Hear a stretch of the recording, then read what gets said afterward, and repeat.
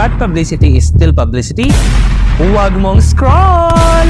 Hey Glutanatics, it's Jeff, your Gluta Guru. Tara, G!